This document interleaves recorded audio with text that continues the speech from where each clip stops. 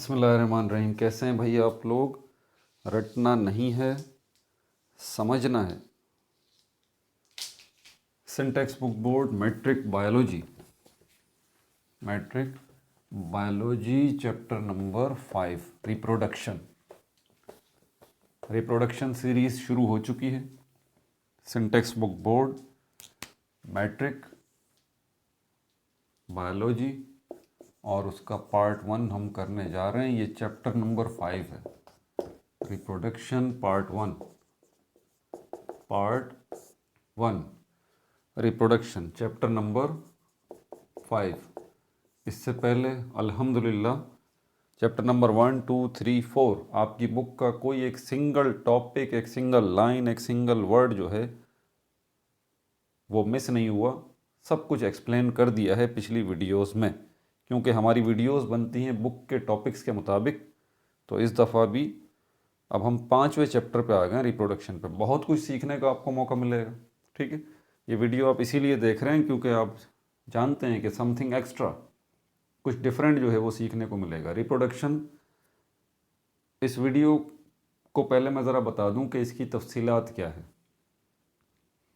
पहले तो रिप्रोडक्शन का कॉन्सेप्ट आपको समझाने से पहले मैं आपको यूनिवर्स के बारे में बताऊंगा। ये जो हमारी कायनात है ना, सारी की सारी, जिसमें चाँद, सूरज, सितारे, सैयारे, कहकशाएँ, ठीक है, गैलेक्सीज़ वगैरह, ये सब मौजूद हैं।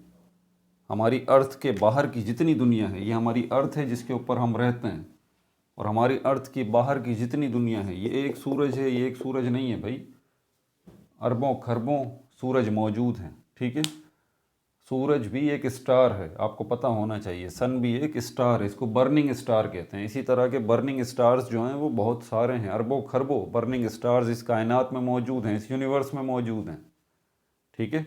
और कुछ स्टार्स ऐसे हैं जो कि बर्निंग स्टार्स नहीं हैं। जो वाइट कलर के आपको आसमान पे नज़र आते हैं रात में, वो बर्निंग स्टार्स नहीं हैं। तो दो किस्म के ये स्टार्स हो गए। ये जो बर्निंग स्टार जिसको सन कह रहे हैं हम, इसके साथ बहुत सारे प्लैनेट्स हैं, 7-8 प्लैनेट्स हैं, ठीक है ना। और इन्हीं में हमारा प्लैनेट जो है वो अर्थ भी आता है। तो हमारी अर्थ और हमारी अर्थ के बाहर जो कुछ भी है, इसको हम कायनात कहते हैं, इसको यूनिवर्स कहते हैं।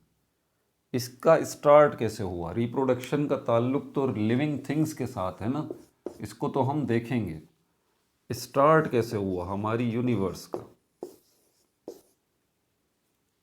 ये यूनिवर्स जो है, चांद, सूरज, सितारे, सैयारे, अर्थ और ज़मीन के ऊपर हमारे living things, non living things, ये सब जो मौजूद हैं, ये सब कुछ का आगाज़ कैसे हुआ, स्टार्ट कैसे हुआ, इसके हवाले से दो व्यूज़ हैं।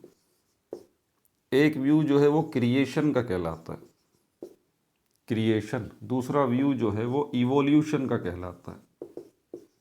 ये इवोल्यूशन का जो कॉन्सेप्ट है ये साइंस ने दिया है, और जो क्रिएशन का कॉन्सेप्ट है ये रिलीजन ने दिया है, मजहब ने दिया है। क्रिएशन का मतलब क्या है? तख्लीक। इवोल्यूशन का मतलब क्या है? इर्तका। आसान कर रहा हूँ अभी उर्दू, टेंशन न लें।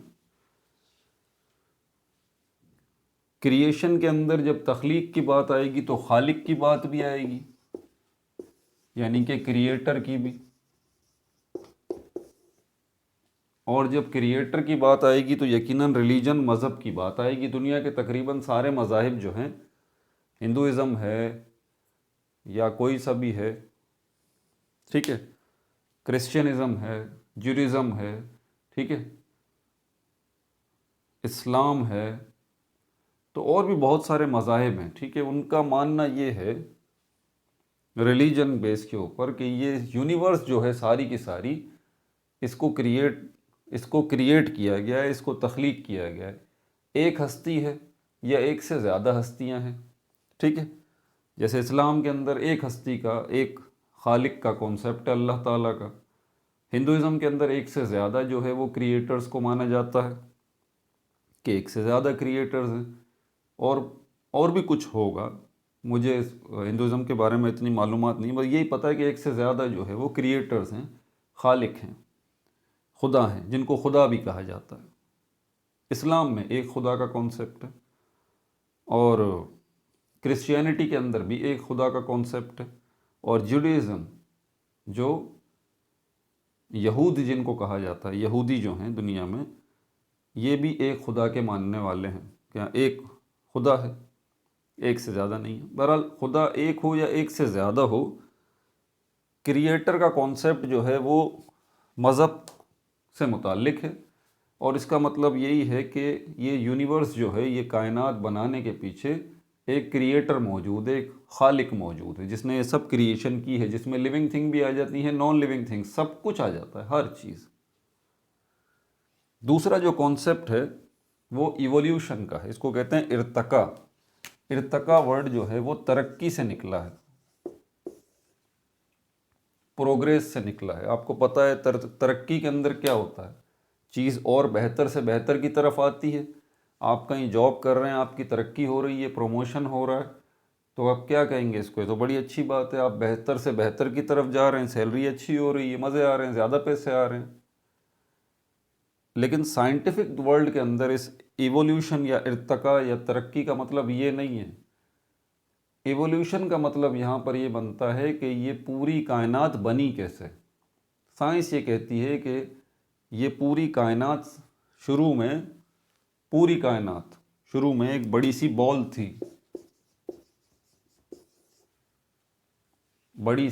थी, और ये बड़ी सी बॉल और छोटी थी पहले।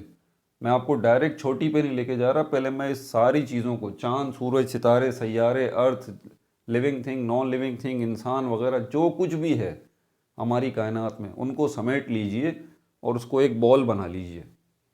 साइंस ये कह रही है, क्या कह रही है, चांद, सूरज, सितारे, सैयारे जितने भी हैं सबको समेट के एक बॉल बना लीजिए, और उस बॉल को फिर छोटा कीजिए, और छोटा कीजिए, और छोटा कीजिए, और छोटा, और छोटा, और फाइनली एक पॉइंट, एक नुक्ते के बराबर कर दीजिए। इसका मतलब ये हुआ कि जितनी चीज़ें हैं, चांद, सूरज, सितारे, सैयारे, गैलेक्सीज, जो कुछ भी है जिसको हम यूनिवर्स कह रहे हैं, वो शुरू में क्या थी, वो बॉल थी, बॉल से और उससे पहले और छोटी बॉल थी, उससे छोटी, और फाइनली वो एक नुक्ता थी, वो एक पॉइंट थी। इसको पॉइंट मास कहा उन्होंने, पॉइंट मास,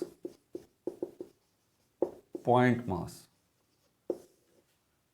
उन्होंने कहा कि जनाब ये पहले हमारी कायनात के अंदर कुछ भी नहीं था, ये एक पॉइंट मास था। उसके बाद ये पॉइंट मास जो है वो फट गया, ब्लास्ट हुआ, बहुत बड़ा धमाका हुआ, जिसको साइंटिस्ट बरादरी ने बिग बैंग का नाम दिया। इसके ऊपर बहुत सारी थ्योरीज हैं, इस डिटेल में नहीं जाऊंगा क्योंकि आप रटने नहीं आए हैं, समझने आए हैं। रिप्रोडक्शन का कॉन्सेप्ट तो बाद में आएगा ना, ज़रा आप क्रिएशन का कॉन्सेप्ट और एवोल्यूशन का कॉन्सेप्ट तो समझिए। तो बहुत बड़ा धमाका हुआ जिसको बिग बैंग का नाम इन्होंने दिया, और उस कहाँ वो धमाका हुआ, इस पॉइंट मास में हुआ। और उसके बाद ये पॉइंट मास जब ब्लास्ट हुआ, बिग बैंग हुआ, तो उसके नतीजे में ये सारी चीज़ें, बड़े बड़े पत्थर बाहर निकले, बड़े बड़े पत्थर। मैं बड़े बड़े पत्थरों का नाम क्यों ले रहा हूँ भाई, मैं ज़मीन क्यों नहीं कह रहा कि ज़मीन निकल गई इस पॉइंट मास में से, सूरज निकल गया इस पॉइंट मास में से, सितारे निकल गए इस पॉइंट मास में से, मैं ये क्यों नहीं कह रहा? नहीं, क्योंकि शुरू में जब ये चीज़ें इसमें से निकली, ये ब्लास्ट होने के बाद, तो ये इस शक्ल में नहीं थी जो कि आज नज़र आ रही हैं। अरबों खरबों साल बाद इन चीज़ों ने ये शक्लें इख्तियार की हैं। समझ में आ रही है बात? ये साइंस कहती है, इसको कहते हैं इवोल्यूशन, इर्तका। समझ में आ रही है बात आपको? तो ये इर्तका या तरक्की का सफ़र जो है वो ऐसे शुरू हुआ है, ये इनका कहना। अब इस इर्तका या इवोल्यूशन या तरक्की के अंदर गॉड का कॉन्सेप्ट नहीं है, वो नहीं मानते गॉड या क्रिएटर, बोलते हैं बस एक पॉइंट मास था, उसमें बिग बैंग हो गया और उससे सब ये बड़े बड़े पत्थर अलग हो गए। बाद में यही पत्थर मिले आपस में, तो उनसे किस पत्थरों के मिलने से ज़मीन बन गई, सूरज बन गया, सितारे बन गए, सैयारे बन गए, प्लैनेट्स बन गए, ये सब बन गया। अब यहाँ तक तो ये बात चलें समझ में आ गई। अब इसमें लिविंग थिंग्स बाकी हैं, ये याद रहे, लिविंग थिंग्स अभी बाकी हैं। लिविंग थिंग्स के बारे में भी साइंस बताती है, यहाँ पर भी एवोल्यूशन अभी चलेगा। तो ये तो सब कुछ हो गया। अब इन सारी चीज़ों को, अगर आपने केमिस्ट्री के मेरे लेक्चर्स देखें, इन सारी चीज़ों को एक नाम दिया जाता है मैटर।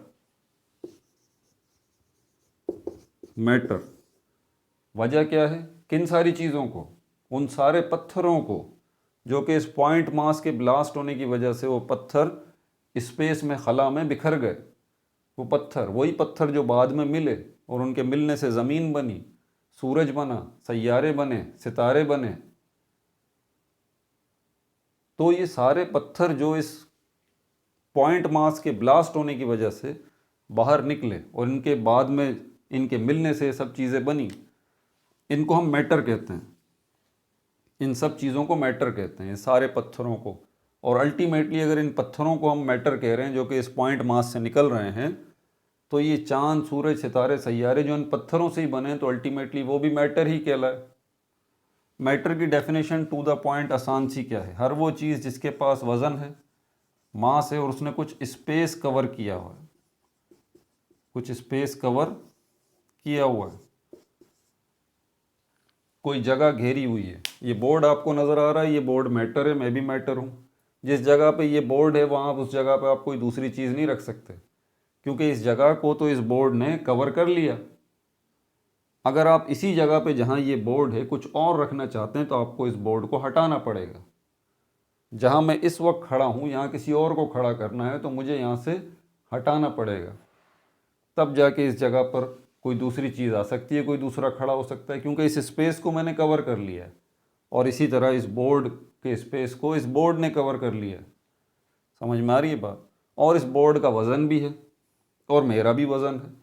तो ये दो चीज़ें, हम ये दो शर्तें पूरी कर रहा है, ये बोर्ड भी और मैं भी, तो ये भी मैटर हुआ, मैं भी मैटर हुआ। Very simple. और ये पॉइंट मास से जो बड़े बड़े पत्थर निकले थे, सबके पास ये दोनों क्वालिटीज़ थी, यानी कि उन पत्थरों का मास भी था और उन्होंने स्पेस भी कवर किया हुआ था, जगह भी घेरी हुई थी। और उन्हीं पत्थरों के मिलने से जो चीज़ें बनी, चांद, सूरज, सितारे, सैयारे और ज़मीन, उनके पास भी ये दोनों क्वालिटीज़ मौजूद थी। मास भी, उनका वज़न भी है, ज़मीन का देख लें वज़न भी है, और ज़मीन ने कुछ स्पेस भी कवर किया हुआ है, कुछ उसने जगह भी घेरी हुई है। समझ में आ गई बात? अब ये सारे का सारा जो मैटर है, अब हम इसको एक नाम देंगे, एक नाम दे सकते हैं, क्योंकि दोनों चीज़ें, दोनों डेफिनेशंस ये सारी चीज़ें फुलफ़िल कर रही हैं। तो सब कुछ मैटर है, मैं भी, आप भी, सब मैटर है। ठीक है। अब इसमें लिविंग थिंग्स को साथ शामिल करते हैं। इसके लिए, समझने के लिए, इवोल्यूशन के अंदर उन्होंने एटम्स का कॉन्सेप्ट दिया। उसने बोला जितना मैटर है ना, ये साइंटिस्ट, ये सब साइंस कह रही है, सुनते रहिए। इवोल्यूशन, इर्तिका अभी चल रहा है। यहाँ तक तो तरक्की हो गई ना। पॉइंट मास से जो पत्थर निकले, पॉइंट मास के ब्लास्ट होने से जो पत्थर निकले, उनसे ये चांद, सूरज, सितारे, सैयारे ये सब बने हैं। तो ये क्या है? तरक्की है ना, इर्तिका है ना, एवोल्यूशन ही तो है। अब इस एवोल्यूशन में लिविंग एवोल्यूशन को शामिल कर लेते हैं, यानी कि ज़िंदगी का भी तो इर्तिका साइंस कहती है कि ज़िंदगी ने भी तरक्की की है, उसका भी एवोल्यूशन हुआ है। कैसे? उसको समझने के लिए पहले इस मैटर को ज़रा समझ लीजिए। ये मैटर बना किससे है? ये मैटर, आप कहेंगे सर कोई सा भी मैटर है वो एटम्स से मिलके बना है। सही हो गई बात। एटम्स किससे मिलके बने? आगे आप कहेंगे इलेक्ट्रॉन, प्रोटॉन और न्यूट्रॉन से मिलके बने हैं। सही हो गई बात। आगे ये प्रोटॉन और न्यूट्रॉन आगे क्वार्क्स से मिलके बने, वो भी पार्टिकल हैं, इससे छोटे पार्टिकल, मतलब छोटे छोटे पार्टिकल मिले हैं, क्वार्क्स। तो ये प्रोटॉन और न्यूट्रॉन बन गए, इलेक्ट्रॉन भी बन गया। इलेक्ट्रॉन क्वार्क से नहीं बना, ठीक है ना। इलेक्ट्रॉन भी एक पार्टिकल है, लेकिन मज़ीद किसी पार्टिकल से मिलके ये नहीं बना। ये फंडामेंटल पार्टिकल है, ये एलिमेंट्री पार्टिकल है इलेक्ट्रॉन। प्रोटॉन और न्यूट्रॉन कंपोजिट पार्टिकल्स हैं, ये मज़ीद पार्टिकल्स से मिलके बने। बहरहाल, तो ये पार्टिकल्स आपस में मिले तो एटम बना, एटम्स आपस में मिले तो मैटर बन गया। बात समझ आ रही है? यानी कि ये बोर्ड है, उसी पॉइंट मास की तरफ चलते हैं, एवोल्यूशन चल रहा है। वो पॉइंट मास, वही ब्लास्ट हुआ था, बिग बैंग हुआ था वहाँ पे। तो बड़े बड़े जो पत्थर निकले थे वो सब मैटर थे। वो सब बड़े बड़े पत्थर जो है वो एटम्स से ही मिलके बने थे। बहुत सारे एटम्स से मिलके बने थे। समझ में आ गई बात। और अल्टीमेटली उन्हीं पत्थरों से चांद, सूरज, सितारे, सैयारे बने। तो चांद, सूरज, सितारे, सैयारे ये सब भी असल में एटम से ही मिलके बने, क्योंकि वो पत्थर एटम से मिलके बने। क्लियर हो गई ये बात। तो नॉन लिविंग थिंग्स, चांद, सूरज, सितारे, सैयारे, ज़मीन, इनकी हद तक तो हम समझ गए कि ये सब मैटर है और ये सब एटम्स से ही मिलके बना है, इन्हीं पार्टिकल्स से मिलके बना है। एटम्स आगे इलेक्ट्रॉन, प्रोटॉन, न्यूट्रॉन से मिलके बने। फिर आगे दास्तान चलती है, साइंस कहती है एवोल्यूशन का सफ़र अभी चल रहा है। एटम्स की मुख्तलिफ वैरायटीज़ अब सामने आ रही हैं, क्योंकि चीज़ों की वैरायटी है तो एटम्स की भी वैरायटी है, क्योंकि चीज़ों को बनाने वाले तो एटम है ना, इसीलिए हमारे पास एटम्स की वैरायटी है। कौन कौन से एटम? ऐसे एटम जिनके पास एक इलेक्ट्रॉन है, एक प्रोटॉन है, न्यूट्रॉन कोई नहीं है, वो एटम्स की कौन सी बिरादरी में चले गए, जिसको हाइड्रोजन कहते हैं। वो एटम्स जिनके पास 8 इलेक्ट्रॉन, 8 प्रोटॉन, 8 न्यूट्रॉन हैं, वो एटम की दूसरी फैमिली में चले गए, जिसको ऑक्सीजन कहते हैं। वो एटम्स जिनके पास 6 इलेक्ट्रॉन है, 6 प्रोटॉन है, 6 न्यूट्रॉन है, ऐसे सारे एटम्स कौन सी फैमिली में चले गए? कार्बन फैमिली में चले गए। और ऐसे एटम्स जिनके पास 7 इलेक्ट्रॉन हैं, 7 प्रोटॉन हैं और 7 न्यूट्रॉन हैं, ऐसे सारे एटम्स जो हैं वो कौन सी फैमिली में रख दिए हमने? वो नाइट्रोजन फैमिली में रख दिए। और इसी तरह और भी बहुत सारे हमारे पास वैरायटी है एटम्स की। ऐसी वैरायटी हमारे पास लगभग 115 किस्मों के एटम्स मौजूद हैं, जिनको हम एलिमेंट का नाम भी देते हैं। खैर, ये एक नई बात शुरू हो जाएगी, उस डिटेल में मैं आपको नहीं लेके जाना चाहता। इन सारी किस्मों के एटम्स में से को डिस्कस करने से पहले एवोल्यूशन का एक कॉन्सेप्ट आगे और चलता है। वो कहता है यहां पर कि एवोल्यूशन के अंदर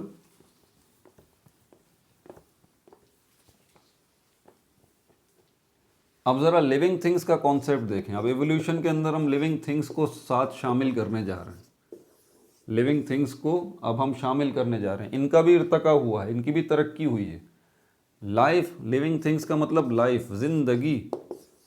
अभी तक की मालूमात के मुताबिक लाइफ जो एग्जिस्ट करती है वो सिर्फ अर्थ पर है और कहीं भी नहीं है। अब अर्थ पर ये ज़िंदगी आई कहाँ से? एलियंस के बारे में ख्याल है कि एलियंस मौजूद हैं, लेकिन बात वही है कि अभी हतमी बात कोई भी नहीं है कि एलियंस मौजूद हैं। ठीक है।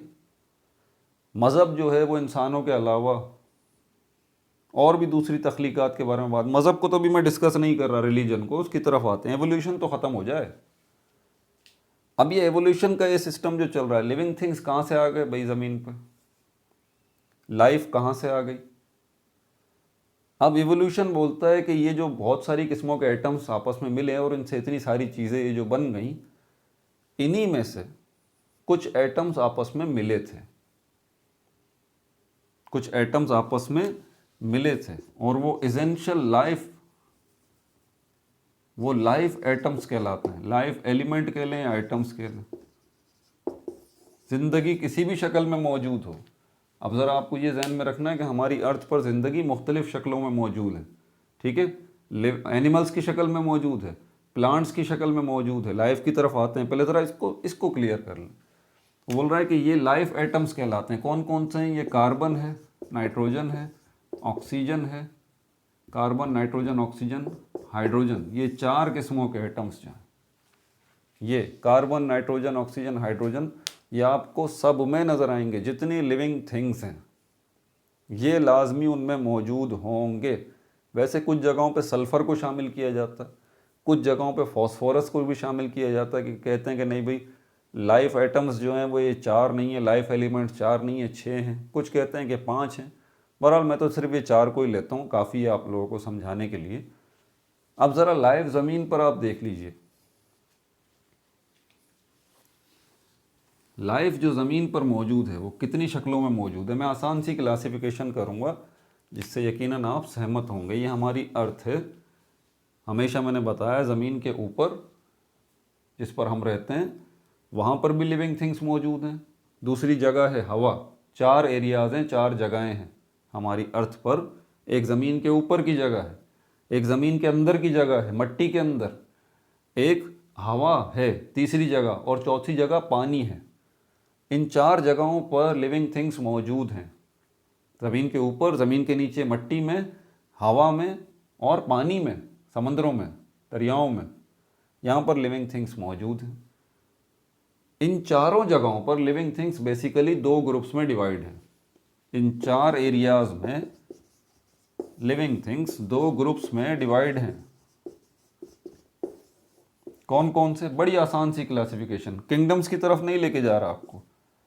विजिबल लिविंग थिंग्स, विजिबल और इनविजिबल। इनविजिबल वो लिविंग थिंग्स जो कि आपको अपनी आंख से नज़र आ रहे हैं, बग़ैर किसी डिवाइस के, बग़ैर किसी माइक्रोस्कोप के। वो लिविंग थिंग्स जो कि आपको अपनी आंख से नज़र आ रहे हैं, और वो लिविंग थिंग्स जो कि आपको अपनी आंख से नज़र नहीं आ रहे। ऐसे ही लिविंग थिंग्स जो हैं वो ज़मीन के ऊपर भी हैं, ज़मीन के अंदर भी हैं, हवा में भी हैं और पानी के अंदर भी हैं। चारों जगहों पर ये 2 किस्म के लिविंग थिंग्स मौजूद हैं, जानदार मौजूद हैं। या तो वो आपको अपनी आंख से नज़र आ रहे हैं या वो आपको अपनी आंख से नज़र नहीं आ रहे। विजिबल वो जो कि आपको अपनी आंख से नज़र आ रहे हैं, इनविजिबल वो जो कि आपको अपनी आंख से नज़र नहीं आ रहे। चारों एरियाज़ में लिविंग थिंग्स मौजूद हैं, चाहे वो विजिबल हैं या इनविजिबल हैं। बायोलॉजी कहती है कि ये सब किससे मिलके बने हैं? सेल्स से मिलके बने हैं। सेल्स से मिलके बने हैं। सेल की शक्ल कैसी होती है? सेल की शक्ल नॉर्मली ये बताई जाती है कि ये होता है सेल, और इनफैक्ट तकरीबन होता भी ऐसा ही है। और ये इसकी सेल मेम्ब्रेन होती है, सेल मेम्ब्रेन, और ये साइटोप्लाज्म होता है, और ये न्यूक्लियस होता है। ये सारी बातें पता हैं आपको। ये न्यूक्लियस हो गया। मतलब सेल, किसी चीज़ को अगर हम सेल कहेंगे तो उसके लिए इन 3 चीज़ों का मौजूद होना शर्त है। सेल मेम्ब्रेन, साइटोप्लाज्म और न्यूक्लियस। इनमें से कोई चीज़ अगर मिसिंग है, एक चीज़ अगर मिसिंग हो तब भी सेल कहला सकती है, लेकिन अगर तीनों चीज़ें मिसिंग हैं तो सेल वो नहीं कहलाएगी। बहरहाल ये एक अलग बहस है। तो ये 3 चीज़ें जो हैं मिलती हैं तो सेल जो है वो बनता है। अब मेरा आपसे सवाल ये है कि ये तो आपको समझ में आ गया, मतलब हमारे पास जो विजिबल लिविंग थिंग्स हैं जो कि आपको अपनी आंख से नज़र आ रही हैं वो भी सेल्स से मिलके बनी हैं, और जो इनविजिबल लिविंग थिंग्स हैं जो कि आपको अपनी आंख से नज़र नहीं आ रही, जिनको इनविजिबल लिविंग थिंग्स को हम माइक्रोस्कोपिक भी कह सकते हैं, जो सिर्फ आपको माइक्रोस्कोप से नज़र आ रही हैं, वो भी सेल्स से ही मिलके बनी है। इसका मतलब ये हुआ कि लिविंग थिंग का जो यूनिट है वो सेल है। अब अगला सवाल आपसे, क्या लिविंग थिंग का मास नहीं है? बिल्कुल है। क्या लिविंग थिंग्स का वॉल्यूम नहीं है? वॉल्यूम मतलब उसका साइज़, या दूसरे लफ्ज़ों में वही, क्या लिविंग थिंग्स ने स्पेस नहीं कवर किया हुआ? स्पेस भी कवर किया हुआ है।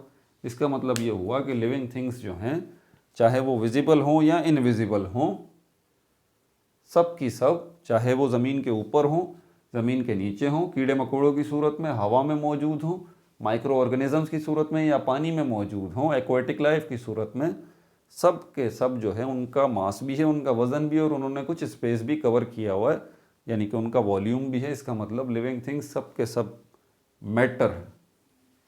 क्या है? लिविंग थिंग्स सब के सब क्या है? मैटर है। ये जो अब मैटर की बात कर रहा हूँ ये है living matter.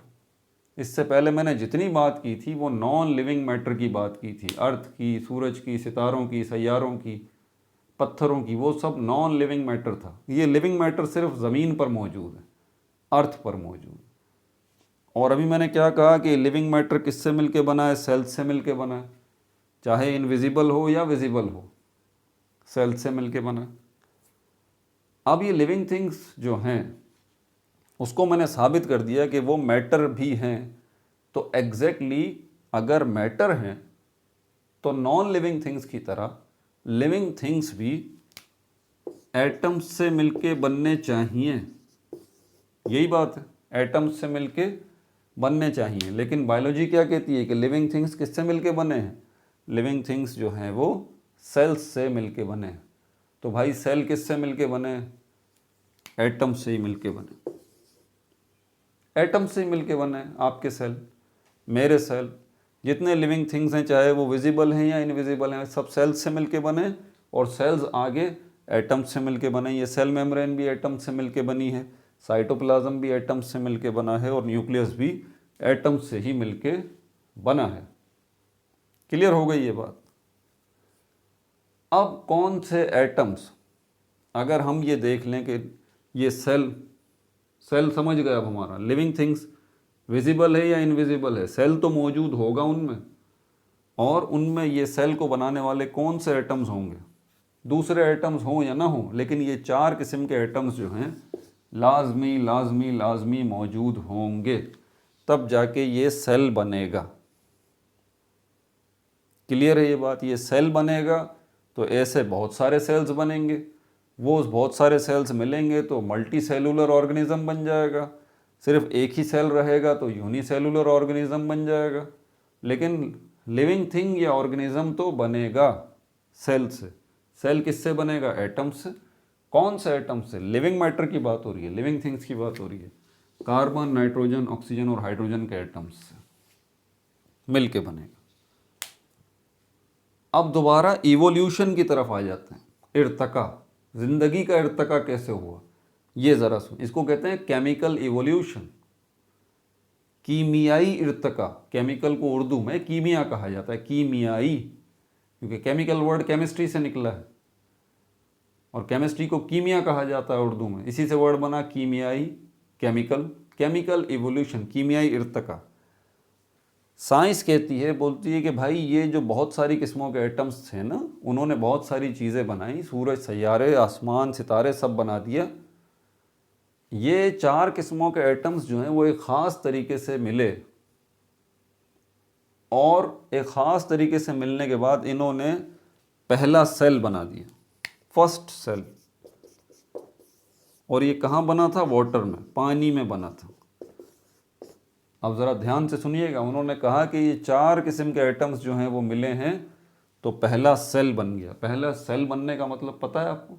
First life, first living matter, पहला सेल पानी के अंदर। उन्होंने बोला ये बन गया। अब पहला सेल अगर बन गया तो आपको पता है, आपने मियोसिस, माइटोसिस के केमिकल ये सुना होगा, ये टाइप्स ऑफ सेल डिवीजन है जिसकी मदद से सेल डिवाइड होता है।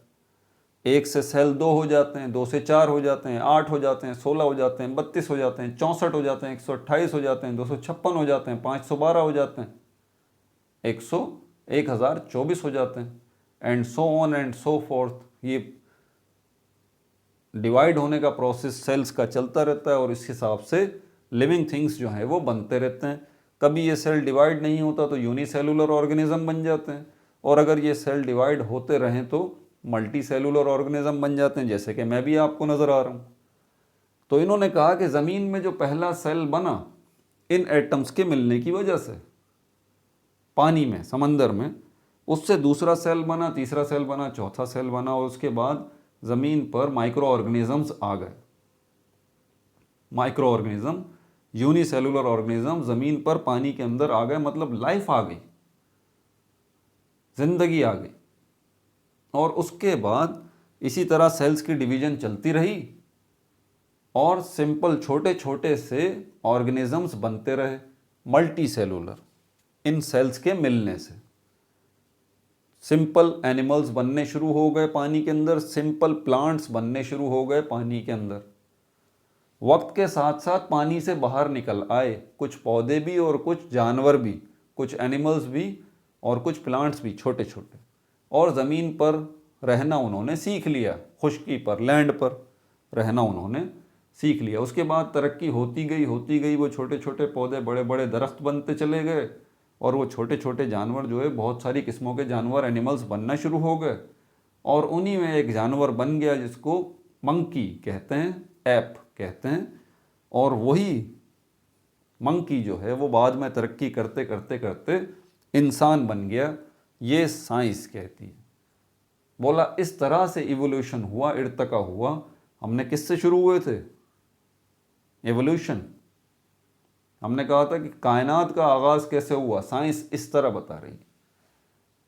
नॉन लिविंग मैटर का भी उसने बता दिया, बिग बैंग हुआ, और लिविंग मैटर का भी साइंस ने बता दिया कि भाई लिविंग मैटर यानी कि लिविंग थिंग्स जो हैं वो ज़मीन पर इस तरह से बने।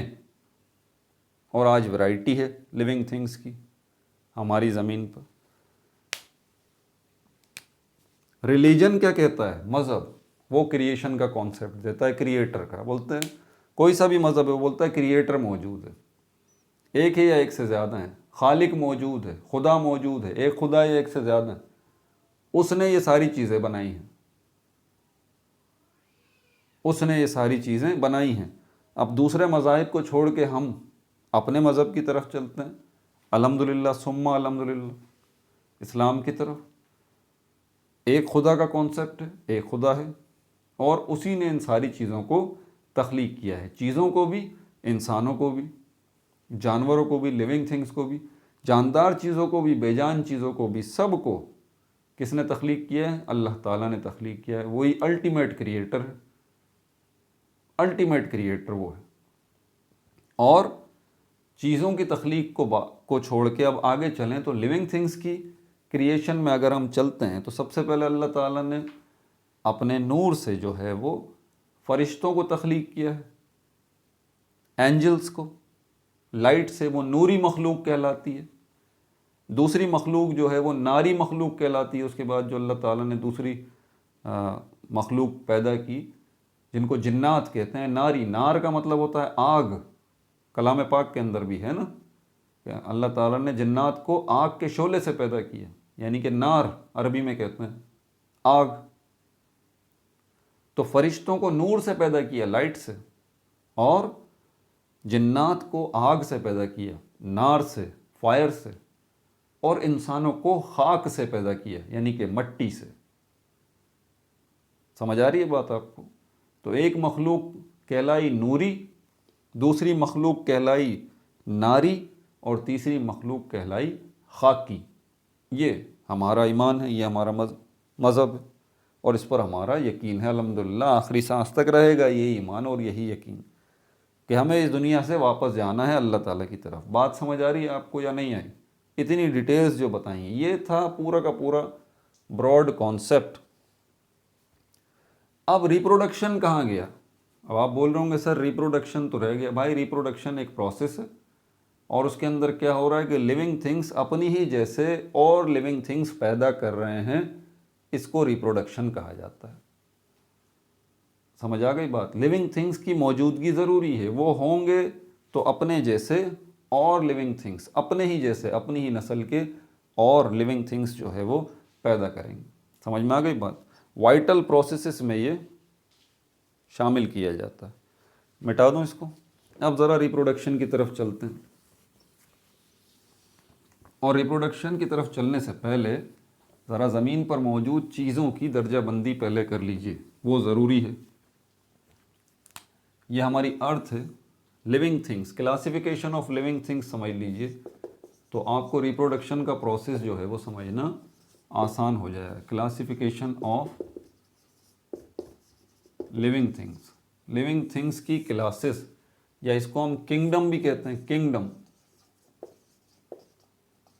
दो क्लासेस तो मैंने भी बना दी थी, विजिबल लिविंग थिंग्स और non visible invisible living things, ठीक है।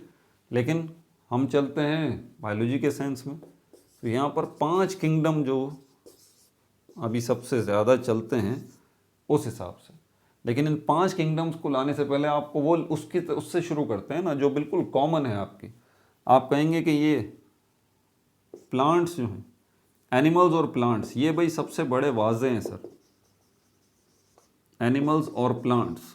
तो जितने ज़मीन पर एनिमल्स हैं उनको एक ग्रुप में, एक किंगडम में डिवाइड कर दिया है। किंगडम मतलब ग्रुप, और ये कहलाया किंगडम एनिमेलिया। इसमें सारे एनिमल्स आ गए। और फिर एक और किंगडम बनाया, उसको नाम दिया किंगडम प्लांटी, जिसमें सारे प्लांट्स आ गए। अब आपने बोला कहानी तो ख़त्म हो गई, अब तो ज़मीन पर जितने एनिमल्स थे वो किंगडम एनिमेलिया में आ गए, जितने प्लांट्स थे वो किंगडम प्लांटी में आ गए। भाई एक आम बंदे के लिए तो ये बात सही है, लेकिन जो बायो का स्टूडेंट है वो ये बात जानता है कि कुछ चीज़ें ऐसी भी हैं हमारी ज़मीन पर जो एनिमल्स की भी खसूसियात रखती हैं और प्लांट्स की भी खसूसियात रखती हैं। उनको हम क्या कहते हैं? उसको हम फंजाई कहते हैं, फंजाई, किंगडम फंजाई। आपने बोला ठीक है भाई, जिनको जो बाज़ाहिर प्लांट्स नज़र आते हैं लेकिन वो प्लांट्स नहीं हैं, उनमें एनिमल्स और प्लांट्स दोनों की खुसूसियत हैं, जिसको फंजाई कहा जाता है। इसकी बड़ी मशहूर एग्जांपल वो मशरूम है, खुम्बी है, वो छतरियाँ देखी हैं बारिश के बाद निकल आती हैं ब्यूटीफुल सी इस तरह की, ये बेसिकली एक ज़मीन से नहीं निकली है, ज़मीन के ऊपर से निकली है, स्पोर से निकली है ये क्या है हमारे पास, ये मशरूम है, इसको खुम्बी कहते हैं, और ये बेसिकली एक फंजाई है। तो हमारी ज़मीन पर ये तीसरी कैटेगरी भी मौजूद है, फंजाई वाली। आपने कहा ठीक है, क्लासेस 3 हो गई, 3 किंगडम में डिवाइड हो गए, अब तो कुछ नहीं बचा, बचा है अभी 2 किंगडम बाकी हैं, 2 किंगडम बाकी हैं, क्योंकि ये करना ज़रूरी है। रिप्रोडक्शन का पूरा कॉन्सेप्ट आपको जब समझ में आएगा, ये हमारे पास किंगडम प्रोकैरियोटा कहलाता है, और ये जो है हमारे पास इसके बाद वाला किंगडम, ये किंगडम प्रोटॉक्टिस्टा कहलाता है, प्रोटॉक्टिस्टा, और इसको प्रोटिस्टा भी कहते हैं, प्रोटिस्टा। अब आप सोच रहे होंगे ये 2 किंगडम, 3 किंगडम्स तो शुरू के आसानी से समझ में आ गए, अब ये जो 2 किंगडम्स है ये क्या भला है भाई, ये जो है इसमें बता दूं आपको, ये प्रोकैरियोटा जो किंगडम है इसके अंदर सारे माइक्रोस्कोपिक हैं, माइक्रोस्कोपिक। क्योंकि आपके जहन में बात तो होगी कि भाई ये जो किंगडम फंजाई है, किंगडम प्लांटी है, किंगडम एनिमेलिया, ये विजिबल लिविंग थिंग्स हैं, ये आपको अपनी आंख से नज़र आ रहे हैं, ठीक है ना, आप इनको छू सकते हैं, देख सकते हैं, आपको कोई माइक्रोस्कोप की नीड नहीं है इन 3 किंगडम्स के लिए। लेकिन जब यहाँ पे आप चलते हैं तो यहाँ पर ये पहला वाला किंगडम जो है ये प्योरली माइक्रोस्कोपिक है, किंगडम प्रोकैरियोटा, प्योरली माइक्रोस्कोपिक, आपको माइक्रोस्कोप के बगैर नज़र नहीं आएंगे वो सारे ऑर्गेनिजम्स जो कि इस किंगडम में आते हैं, प्रोकैरियोटा में। किंगडम प्रोटॉक्टिस्टा के अंदर 2 कैटेगरीज हैं, मैक्रोस्कोपिक भी हैं, मैक्रोस्कोपिक, मैक्रो मतलब जो माइक्रोस्कोप के बगैर आपको नज़र आ जाए, तो इस हिसाब से किंगडम फंजाई, प्लांटी, एनिमेलिया ये भी मैक्रोस्कोपिक कैटेगरी में ही आते हैं, ठीक है। और इसी तरह के जो आपको अपनी आंख से नज़र आते हैं ऑर्गेनिजम्स, इसी तरह के कुछ ऑर्गेनिज्म इसमें भी आते हैं किंगडम प्रोटॉक्टिस्टा के अंदर। इसमें 2 कैटेगरी हैं, ठीक है ना, इसीलिए मैं बता रहा हूँ। इसमें सेकंड वाले में प्रोटॉक्टिस्टा में मैक्रोस्कोपिक ऑर्गेनिज्म भी है, फंजाई, प्लांटी, एनिमेलिया की तरह, और माइक्रोस्कोपिक भी है जो कि सिर्फ माइक्रोस्कोप से नज़र आते हैं, माइक्रोस्कोपिक भी हैं, मैक्रोस्कोपिक भी हैं और माइक्रोस्कोपिक भी हैं। इसके अंदर प्योरली माइक्रोस्कोपिक है। और इनमें कौन कौन से आ जाते हैं बस नाम बता देता हूँ। प्रोकैरियोटा के अंदर जो है वो बैक्टीरिया और साइनोबैक्टीरिया, जिसको ब्लू ग्रीन एल्गी भी कहा जाता है, बस ये 2 ग्रुप जो है इसके अंदर आते हैं। कौन कौन से, बैक्टीरिया और साइनोबैक्टीरिया, ये प्रोकैरियोटा में आते हैं। और किंगडम प्रोटॉक्टिस्टा के अंदर बैक्टीरिया को छोड़ के, साइनोबैक्टीरिया को छोड़ के, फंजाई को छोड़ के, प्लांट्स को छोड़ के, एनिमल्स को छोड़ के, बाकी जो कुछ बचता है सब इस किंगडम में आ जाता है। ये कचरा किंगडम है, ये समझ लें आप। जिस तरह रिसाइकिल स्टोर नहीं होता, स्टोर रूम में कुछ भी डाल देते हैं जिसका कुछ समझ में नहीं आ रहा होता, ये स्टोर रूम की तरह काम करता है किंगडम प्रोटिस्टा या प्रोटॉक्टिस्टा। इसमें यूनिसेलुलर भी है, मल्टी सेलुलर भी है। अब मैं आपको बताऊं इसमें ऐसी वजह क्या है, उसकी तो बाद में डिटेल देखेंगे।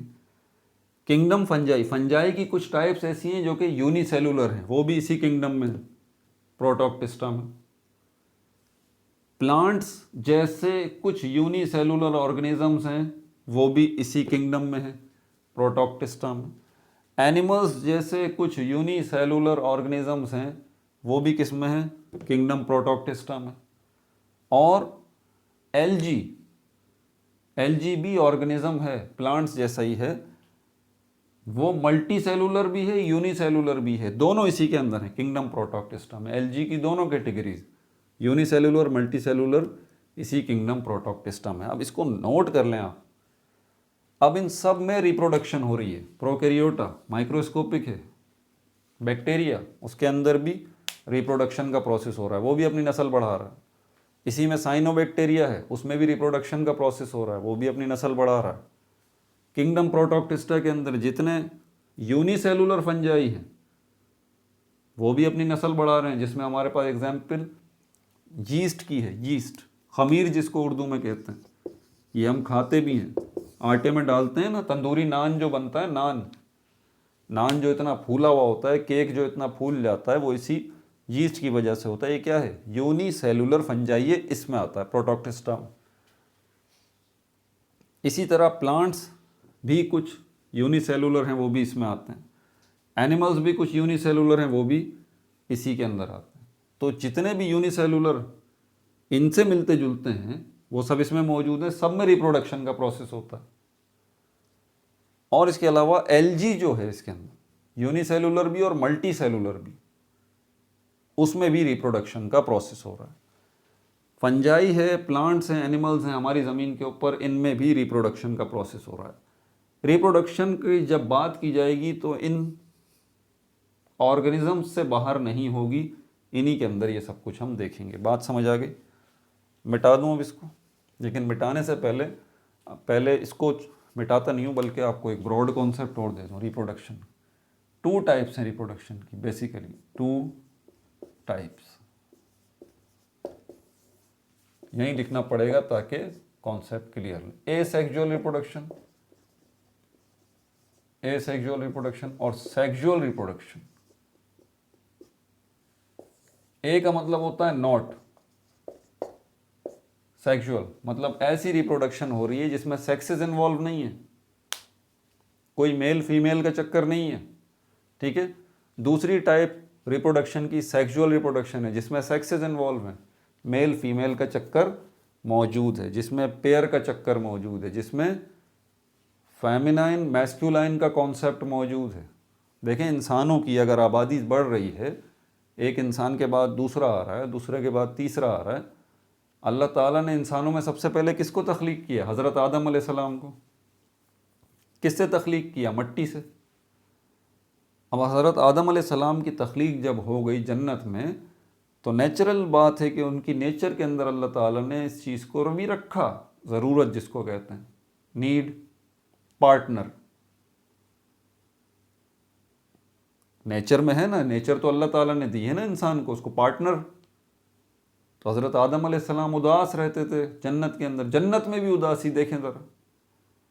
ये सारी रिवायात हैं किस्सतुल अंबिया के अंदर, बड़ी डिटेल है, अभी उसमें कहाँ लेके जाऊँ आपको। बहरहाल तो अल्लाह ताला ने रिवायत ये मिलती हैं कि अल्लाह ताला ने हज़रत आदम अलैहिस्सलाम की रिब पसली से अम्मा हव्वा की तख्लीक की थी, और उसके बाद इनका निकाह हुआ था जन्नत में ही।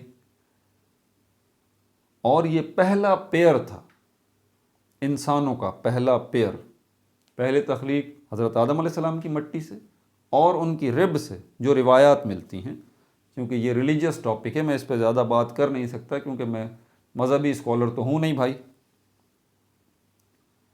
तो तख्लीक जो है वो हुई, पहला पेयर बनाई, मर्द और औरत, पहला पेयर। इस पेयर को समझने से पहले बायोलॉजी की ज़बान में आप समझिए कि यहाँ पर 2 डिफरेंट सेक्सेस की क्रिएशन हुई, 2 different sexes, male and female.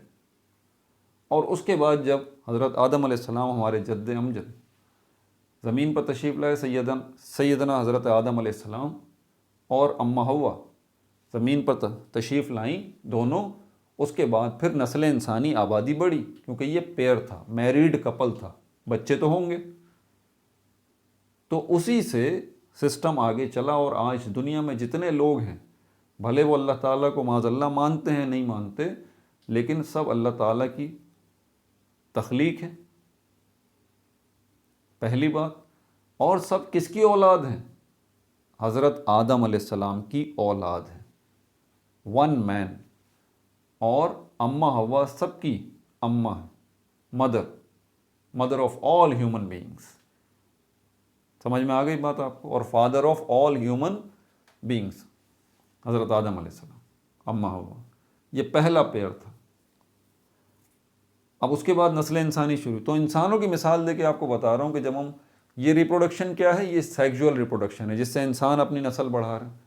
अब सेक्सुअल रिप्रोडक्शन को देखने के लिए अगर हम यहाँ देखें किंगडम एनिमलिया के अंदर जितने एनिमल्स हैं आप देख लीजिए, सबके पेयर मौजूद हैं, डॉग है, कैट है, सब हैं, सबके पेयर मौजूद हैं, ठीक है। उनका आपस में इंटरकोर्स होता है, उनकी मैटिंग होती है, मुबाशरत होती है। उसके नतीजे में क्या होता है, उसके नतीजे में एक फिक्स्ड एक टाइम पीरियड के बाद जो है फीमेल से एक न्यू बॉर्न जो है वो दुनिया में आता है, नया बच्चा जो है वो जन्म लेता है, वो फिर खाता है, पीता है, बड़ा होता है। इसी तरह और बच्चे भी आते हैं तो उनकी फिर मैटिंग होती है। इस तरह से नस्ल इंसानी चलती है और जानवरों की भी नस्ल चलती है, एनिमल्स। तो ये कौन सी रिप्रोडक्शन हो गई, सेक्सुअल रिप्रोडक्शन, इसमें सेक्सेस इन्वॉल्व। प्लांट्स की तरफ चलें तो यहाँ पर दो कैटेगरीज आ जाती हैं, इनकी भी नस्ल बढ़ रही है ना, एक प्लांट से दूसरा प्लांट आ रहा है, तीसरा प्लांट आ रहा है। यहाँ पर भी सेक्सुअल रिप्रोडक्शन है, सेक्सेस इन्वॉल्व है। यहाँ पर भी पेयर मौजूद है। पेयर का सिस्टम ये तो नहीं है एक पौधा जो है वो मेल होगा और दूसरा पौधा जो है फीमेल होगा, ऐसा भी है। और कभी कभी ऐसा है कि एक ही पौधे के ऊपर दोनों क्वालिटीज़ मौजूद है, मेल और फीमेल की। लेकिन पेयर का कॉन्सेप्ट प्लांट्स में भी मौजूद है, ठीक है। सिर्फ एक ओवरव्यू दे रहा हूँ, आगे चलते हैं।